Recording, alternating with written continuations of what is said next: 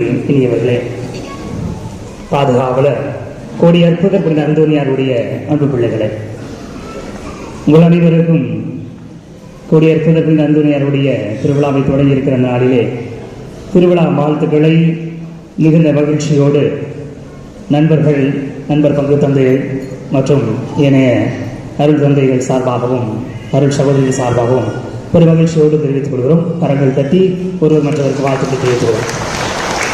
இவ்வளோதான் சந்தோஷமா? நல்லா சந்தோஷமா? கொஞ்சம் சந்தோஷம் கூடியிருக்கு. நல்ல கைத்தடி. எவ்வளோ சந்தோஷமா இருக்கிறீங்களோ அவ்வளோ சத்தம் வரணும். ஒரு கைத்தலாமா? இனியவர்களே, கரங்களை தட்டுவதால் நமக்கு நிறைய நன்மைகள் இருக்கு. சரிங்களா? நம்முடைய நரம்பு மண்டலம் கைகளிலும் கால்களிலும் முடியுது. சரிங்களா? இன்னைக்கு அக்கு ப்ரெஷர் இது நீங்கள் அழுத்தம் கொடுத்தீங்கன்னா உடம்பே ஃப்ரெஷ் ஆகிடும். அதனால தான் கரங்களை அடிக்கடி தட்டணும், அடுத்தவங்களை பாராட்டணும்னு சொல்லுறது. கரங்களை தட்டி எல்லாரையும் பாராட்டினீங்கன்னா நீங்கள் ஃப்ரெஷ் ஆகிடுவீங்க. சரிங்களா? எனவே நீங்கள் ஃப்ரெஷ் ஆகணுமா வேண்டாமா? உங்களுக்கு புத்துணர்ச்சி கிடைக்க வேண்டும். எனவே மீண்டும் ஒரு முறை கரங்களை தட்டி ஆண்டவருக்கு நன்றி சொல்லுவோம். இவர்களே, ஒரு பழமொழி ஒன்று உண்டு. தாகம் உள்ளவனை தண்ணீர் தேடுகிறது. வழக்கமாக நம்ம தாகம் எடுத்துச்சு நம்ம என்ன செய்வோம்? நாம தண்ணீரை தேடுவோம். உடனே தண்ணீர் கிடைக்கும் அப்படி தேடுவோம். ஆனால் அந்த பழமொழி என்ன சொல்லுகிறது? யாருக்கு தாகம் இருக்கிறதோ அவனை தண்ணீர் தேடுகிறது. தண்ணீர் தேடி வருமா? உங்களுக்கு தேடி வருமா? தேடி வராது. அப்படித்தானா? ஆனால் அந்த பழமொழி எப்படித்தான் சொல்லுகிறது? தாகம் உள்ளவன் தண்ணீரை தேடுகிறான் என்று சொல்லவில்லை, மாறாக தாகம் உள்ளவனை தண்ணீர் தேடி வருகிறது. இந்த உலகம் அப்படித்தான் அமைக்கப்பட்டிருக்கிறது. எங்கு தேவை இருக்கிறதோ அந்த தேவையை நோக்கி அனைத்தும் வந்து சேர்கிறது. கடவுளே அப்படித்தான். நமக்கு கடவுள் தேவையா? கடவுளுக்கு நாம் தேவையா? பெரிய கேள்வியா சின்ன கேள்வியா? சின்ன கேள்வியா? கடவுளுக்கு நாம் தேவையா? நமக்கு கடவுள் தேவையா? நம்ம தான் கடவுள் தேவையா? அப்படியா? நமக்கு தான் கடவுள் தேவை. ஆனா நாம் கடவுளை தேடுகிறோமா? கடவுளை தேடுகிறாரா? கிறிஸ்துமஸ் அப்படிதான் கிறிஸ்துமஸ் கொண்டாடணும்.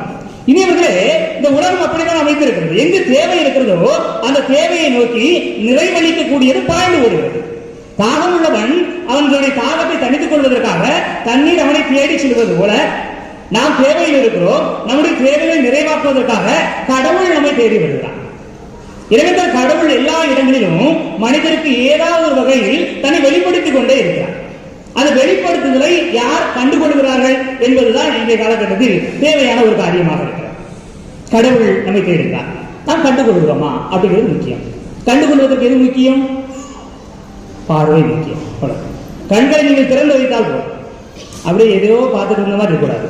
கண்களை திறந்து நாம் பார்த்தோம் என்றால் நமக்கு எதிரில் இருப்பவர் யார் என்பதை நம்மால் கண்டுகொள்ள முடியும். இனி இன்றைய முதல் வாசகத்தில் ஒரு அருமையான சொல்லாடல் வந்தது. ஒரு வாக்கியம். உங்களுக்கு பிடிச்ச வாக்கியம் இது? விவிலியத்தில் நீங்க எதை கேட்டாலும் எங்க மக்கள் தான் தான் சொல்லுவாங்க. ஒரு பக்கத்தை சொன்னாரு. Very good. கேட்குறீங்க? யார் சொன்னது?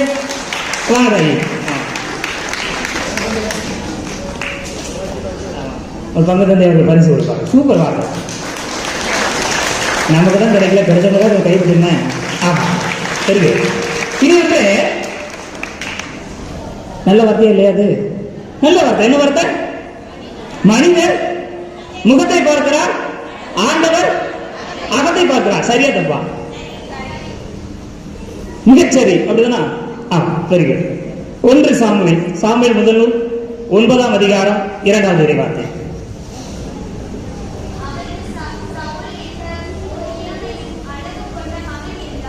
இளமையும் அழகு கொண்ட மகன் இருந்தான். இஸ்ரவேலின் புதல்வரில் அவரை விட அழகு வாய்ந்தவர் எவரும் இல்லை. மற்ற எல்லாரை விட சவுல் உயரமானவர். மற்ற அனைவருமே சவுளுடைய தோல் உயரத்துக்கு இருந்தனர். இது அகமா புறமா? இப்ப சொல்லப்பட்ட வாசகம் தான் அகத்தை சார்ந்ததா புறத்தை சார்ந்ததா? புறத்தை சார்ந்தது. சவுல் யாரு? இஸ்ரவேலின் முதல் அரசர். யார் தேர்ந்தெடுத்தா? சாமுவேல் தேர்ந்தெடுத்தாரு. கடவுள் தேர்ந்தெடுக்கிறார். எப்படி தேர்ந்தெடுக்கிறாரு? சவுல் எப்படி இருக்கிறான்? அழகா இருக்கிறான், எல்லாரோட உயரமா இருக்கிறான், அப்படித்தானே? ஆமாவா இல்லையா? பைபிள் வாசிச்சாங்க தானே? நானாவா சொன்னேன்? கற்பனை பண்ணி சொல்ல, பைபிள் என்ன இருக்கோ அதை தான் நான் சொல்றேன், அப்படித்தானே? அப்ப கடவுள் முதல் எதை பார்க்கிறார்? எதை பார்த்திருக்கிறாரு? புறத்தை பார்க்கிறார். கடவுள் புறத்தை பார்க்கிறார். சரி, உங்களுக்கு இன்னும் குழப்ப வேண்டாம். நீங்க முதல் வாசகம் சாமுவேல் முதல் நூல் 16வது அதிகாரம் 12வது இறைவார்த்தை. முதல் வாசகம் தானே கட்டைக்கிட்டே வச்சிருக்கீங்களா? யாராவது மைக்ல வாசிங்க, பாவம் வாசிங்க.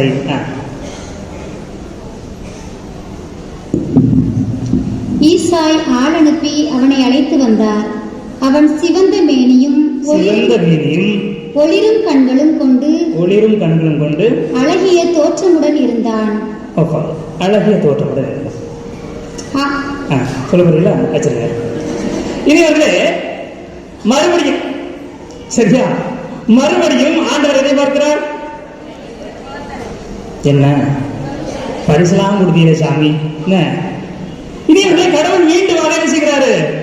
புறத்தை பார்க்கிறார். சரியா தப்பா? சரியா தவறா? ரெண்டுல ஒரு வார்த்தை சொல்லிட தானே? சரி, அப்படிதானா? அப்ப புறத்தை பார்க்கணும், அகத்தை பார்க்கணும். இனி வந்து ஆண்டவருடைய பார்வைக்கும் நம்முடைய பார்வைக்கும் என்ன வித்தியாசம் என்பதை நாம் அறிந்து கொண்டால், புறத்தை பார்த்தல் என்ன, அகத்தை பார்த்தல் என்றால் என்ன, அது ஒரு பெரிய அகத்தை சார்ந்தது. எனவேதான் அகத்தை நோக்கி தண்ணீர் பாய்கிறது, ஆனால் புறம் அதை வெளிக்காட்டுகிறது. எனவேதான் இந்த புறத்தை பார்க்கிற பொழுது நாம் அகத்தை கண்டுகொள்ள வேண்டும் என்று சொல்லப்படுகிறது. ஒரு நல்ல பழமொழி ஒன்று உண்டு. என்ன பழமொழி? அகம் புறம் பத்தி ஏதாவது பழமொழி நடத்துகிறது அவங்களுக்கு இத்தனை சொன்னாங்க. யாருக்கு பரிசெடுக்கிறது? ஆமா, அகத்தின் அழகு முகத்தில் தெரியும். எனவே ஆண்டவர் புறத்தை பார்க்கிறார் என்றால் அந்த புறத்தின் அடையாளத்தில் அவர் அகத்தை பார்க்கிறார். ஒரு அழகான பழமொழி சொல்லுவாங்க, முயல் பிடிக்கிற நாயோட மூஞ்ச பதம் இருக்கு, அவ்வளவுதான். அவனா கடவுள் தன்னுடைய அகத்தை பார்க்கிறார் என்றால் அகத்தை புறத்தின் வழியாக கண்டுகொள்கிறார். தாவீதை தேர்ந்தெடுக்கிற பொழுது அவன் ஒளிரும் கண்ணுடையவனாக இருந்தான், அழகுடையவனாக இருந்தான் என்று சொல்கிறார்.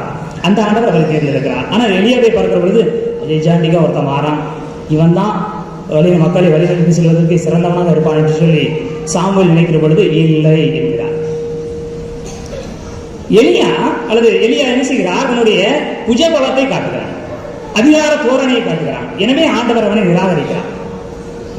சவுல் அழகாக இருக்கிறான், எல்லாரும் விட உயரமாக இருக்கிறான் என்றால் அதிலும் அவருடைய திறமை வெளிப்படுத்தப்படுகிறதே தவிர அவருடைய அகம் வெளிப்படுத்தப்படவில்லை. எனவேதான் ஆண்டவர் முதலில் பார்த்தது தவறு என்ற முடிவுக்கு வந்துவிட்டு ஆண்டவர் அகத்தை பார்க்க ஆசைப்படுகிறார். தாவீது தன்னுடைய அகத்தை வெளிப்படுத்துகிறார். ஒளிரும் கண்கள், முக்கியமான வார்த்தை, ஒளிரும் கண்கள். ஒருவனுடைய கண்களை பார்த்தாலே நம்ம என்ன செஞ்சலாம்? அவனுடைய தன்மைகளை கண்டுகொள்ள முடியும். ஒருத்தர் பொய் சொல்றாருன்னா அவர் கண்ணு என்ன செய்யும்? காட்டு கொடுத்து. எனவே கடவுள் தாவீதினுடைய அகத்தை அவர் கண்ணு வழியாக கண்டுகொள்கிறார். எனக்கு புறத்தை பார்த்தாலும் ஆண்டவர் அவனை தேர்ந்தெடுக்கிறார். எனவே நீங்கள் ஆண்டவர் உங்களை கண்டுகொள்ள வேண்டும் என்றால், ஆண்டவரை நீங்கள் கண்டுகொள்ள வேண்டும் என்றால் அகம் என்றால் என்ன என்பதை நீங்கள் தெரிந்து கொள்ள வேண்டும். இது ஒரே நாள் கிடைச்சிருமா? கிடைக்காது. கொஞ்சம் கொஞ்சமா தான் கிடைக்கும். அதைத்தான் இந்த நற்செய்தி வாசகத்தை பார்க்கிறோம். சமாரிய பெண் இயேசுவை சந்திக்கிறார். எல்லாருக்கும் போலதான் இயேசுக்கும் அவருக்குமான உரையாடல் தொடங்குகிறது. தண்ணீர் கூடும் என்று கேட்கிற பொழுது சமாரிய பெண் முதலில் என்ன சொல்கிறார்? நீர் ஒரு யூதர், ஒரு யூதர் என்னிடம் எப்படி தண்ணீர் கேட்க முடியும் என்று சொல்கிறார். நான் வாழ்வழிக்கும் தண்ணீரை உனக்கு தருவேன் என்று சொல்கிற பொழுது அவர் என்ன சொல்கிறார்? ஐயா, அந்த தண்ணீரை எப்போதும் எனக்கு போடும். ஏசு என்ன சொல்றாரு? போய் உன் கணவனை கூட்டிட்டு வா. அப்ப அந்த பெண் என்ன சொல்கிறார்? எனக்கு கணவன் இல்லையே. அது சொல்கிறார், சரிதான், உனக்கு 5 கணவர்கள் இருந்தார்கள், இப்பொழுது உன்னுடன் இருப்பவர் உன் கணவர்கள் என்று சொல்கிற பொழுது அவர் என்ன சொல்கிறார்? நீர் ஒரு இறைவாக்கினர். கடவுளை நாம் கண்டுகொள்கிற பொழுது நம்முடைய பார்வை சற்று உயர்ந்து கொண்டே போகிறார். எப்படி சமாரிய பெண் முதலில் அவரை ஒரு யூதராக பார்த்தவர் சிறிது நேரம் கழித்து அவரை ஒரு ஐயா என்கிற மதிப்புமிக்க மனிதராக பார்த்துவிட்டு இறுதியாக அவர் ஒரு இறைவாக்கினர் என்று கண்டுகொள்கிறார்கள். அதுபோலத்தான் நமக்கு கடவுள் மீது இருக்கிற பார்வை சற்றாக உயர்ந்து விசாலம் அடைந்து சொல்கிறது. இப்படி தாகம் உள்ளவனை தண்ணீர் உடனே சேர்ந்தார்கள், கொஞ்சமாக தன்னை வெளிப்படுத்தும். அதுபோல கடவுள் கொஞ்சமாக தன்னை வெளிப்படுத்திக் கொண்டே இருக்கிறார். இனி அவர்களே கோடி அற்புதம் அந்தோனியா நம்முடைய பாதுகாவலர். இயேசுவை பார்த்தாரா பார்க்கலையா? அந்த நேரம் பிள்ளைங்க தானே, அப்படிதான். அந்த நேரம் பாதுகாவலர் தானே. ஆமா, கோடி ஏற்பதர் புனித அந்தோனியார் இயேசுவை பார்த்தாரா பார்க்கலையா? எத்தனை முறை பார்த்தார்? குறைஞ்சபட்சம் புதுமை அடிப்படையில் எத்தனை தடவை பார்த்துருப்பாரு? நீங்க ஏதாவது எண்ணிட்டு வந்துருக்கீங்க சாமி சொல்லுங்க, அப்படிதானா? எனக்கு தெரியல எத்தனை முறை பார்த்திருப்பாங்க. ஆனால் அந்தோனியா பார்க்கிற இடமெல்லாம் ஆண்டவருடைய பிரசன்னத்தை பார்க்கிறார். அவனுடைய ஒரு குறிப்பிட்ட உச்சகட்ட அடையாளம் என்பது என்ன?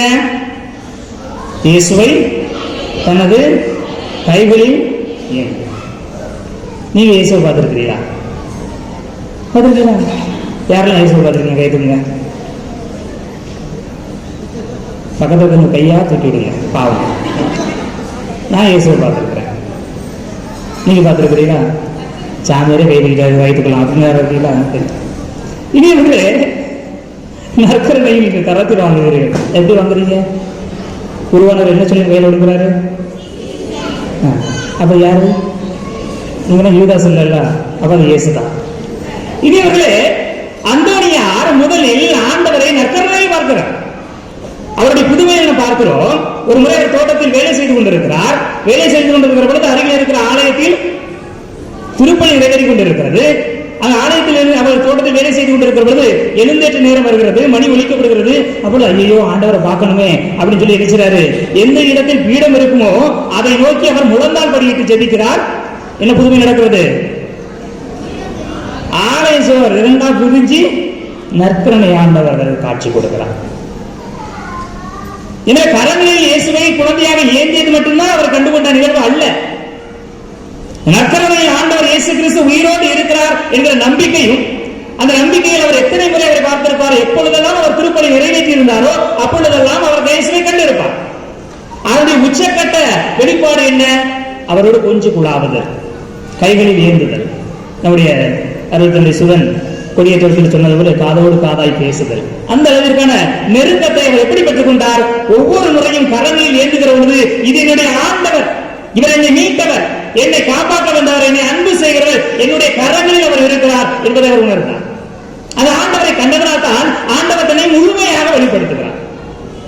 தொடக்கத்தில் நீங்க யாருக்காவது பேசுனீங்கன்னா உங்களுடைய எல்லா பண்பும் சொல்லிடுறீங்களா? இது முத நாங்க வந்திருக்கிறோம், சரிங்களா?